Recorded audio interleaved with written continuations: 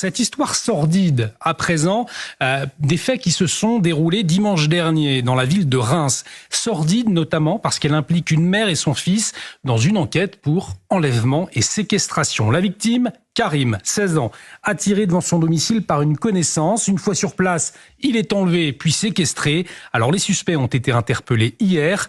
La raison du crime ? Une ancienne histoire d'amour. Écoutez les explications de Marie-Liesse Chevalier, nous en parlons ensuite. Dans le quartier de la Croix-Rouge, à Reims dimanche soir, un adolescent de 16 ans a été retrouvé errant sur la voie publique, le visage tuméfié, une fracture au nez et une plaie au couteau. Le jeune homme avait été victime d'un guet-apens de la part de la famille de son ex-petite amie. François Schneider, procureur de la République de Reims, est revenu sur le déroulé des faits. Il avait reçu un message d'un ami qui lui demandait de venir le rejoindre. Il est arrivé sur place. 4 hommes qui étaient dans une Renault Clio sont sortis. Il a été frappé tout le long, en tout cas d'après ses dires, tout le long du trajet, à tel point qu'il a perdu connaissance. Et que lorsqu'il s'est réveillé, il était au pied d'un immeuble. Interrogé par les enquêteurs, l'adolescent assure avoir reconnu la mère et le frère de son ancienne petite amie, une jeune fille qui avait été déclarée par sa famille comme étant partie en vacances au Tchad au moment des faits. L'adolescente de 16 ans était en réalité en fuite et s'est présentée dans la nuit de mardi à mercredi au commissariat, affirmant avoir été violentée et séquestrée par sa mère et ses frères, qui auraient découvert sa relation amoureuse sur son téléphone, comme nous l'explique le procureur. La jeune fille a tenté de se jeter par la fenêtre. Elle a été rattrapée de justesse par son frère, qui à nouveau l'a rouée de coups.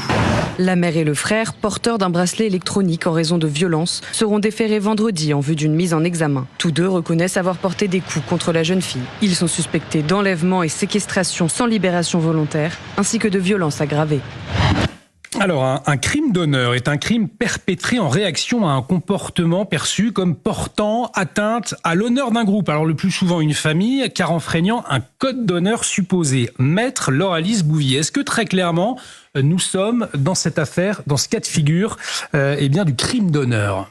Alors j'aime pas du tout ce terme de crime d'honneur parce qu'il y a absolument pas d'honneur là-dedans. C'est vrai.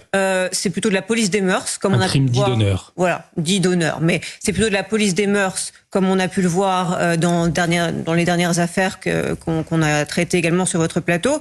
Ça prouve encore une fois que nous avons dans notre société des gens qui ont une culture qui n'est clairement pas adaptée avec nos règles, une culture qui est fondée sur la violence, sur l'oppression des femmes également, parce que d'après ce que j'ai pu lire, cette jeune femme aussi sa mère lui aurait rasé la tête en plus qu'elle ait été rouée de coups. Donc il y a quand même une oppression qui est quand même très très très très forte. Et j'aimerais aussi rajouter que ce phénomène de guet-apens, il est très inquiétant aussi parce que on le voit se multiplier. Il y en a eu 30% de plus en 2023.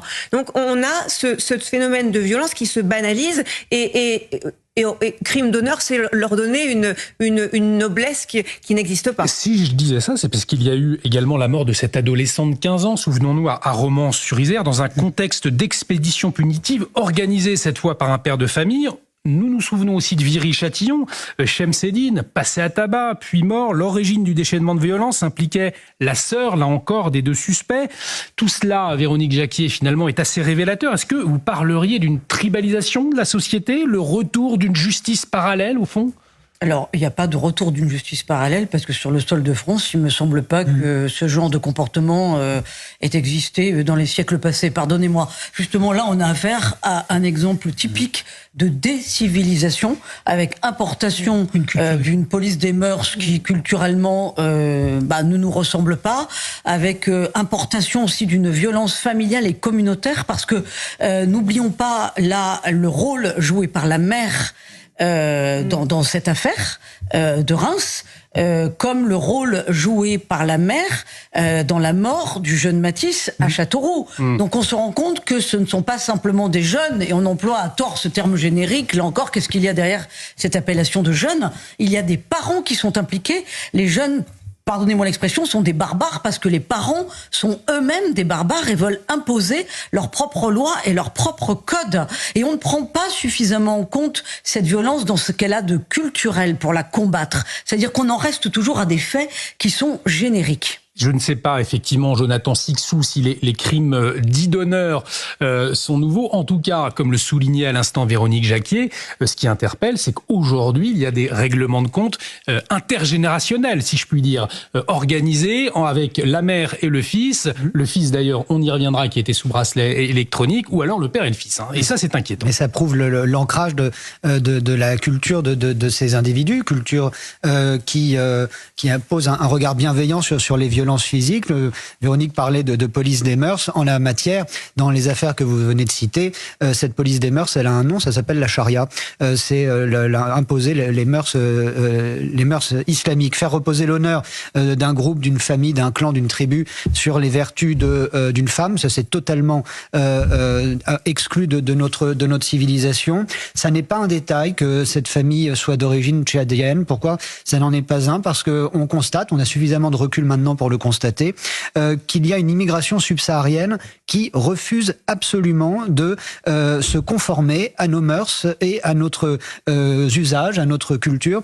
Et ça, c'est propre à certains pays plus que d'autres, et notamment de ces pays subsahariens. Je veux revenir sur ce que disait Véronique également sur le rôle des parents et rappeler que Mathis a été poignardé et ensuite giflé par la mère de son assassin.